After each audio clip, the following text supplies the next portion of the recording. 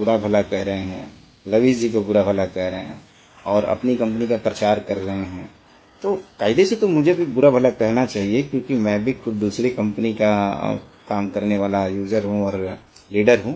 But मैं नहीं कह पाता, मेरे मुंह से बुराई नहीं निकलती बोट अल्फा की और लवीज जी की। इसके पीछे का रीज़न क्या है कि भाई मैं उस बंदे के विज़न का कायल हूँ। लवीज चौधरी का विज़न को जिसने नहीं समझा तो समझिए कि बोट अल्फा में उसने सिर्फ पैसे लगा दिए, पर बोट अल्फा को समझा नहीं एक्चुअली। आप समझिए कि जब क्यूएफएक्स थी उसके पास 1 लाख भी यूजर्स नहीं हो गए क्यूएफएक्स से। वो बंदा चाहता तो वो पैसे लेकर के दुबई में शिफ्ट हो सकता था, लेकिन उसने क्या किया, वो दुबई में रजिस्ट्रेशन करके इस कंपनी को 2 साल के अंदर 80 लाख के यूजर बेस पे खड़ा कर दिया। मतलब चलाने का मनसा था, तभी तो कोई 2 साल में 80 लाख यूजर बेस को खड़ा कर सकता है।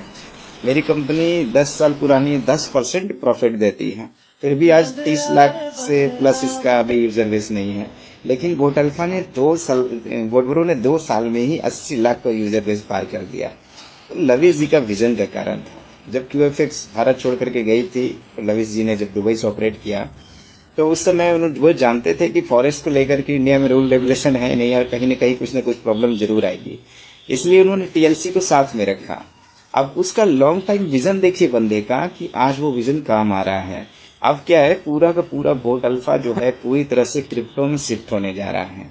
अब समझिए, भारत सरकार को प्रॉब्लम है कि आप बोट अल्फा में या किसी भी ब्रोकर में, फॉरेक्स में आप डायरेक्टली पैसे नहीं लगा सकते हैं, लेकिन क्रिप्टो तो इंडिया में लीगल है।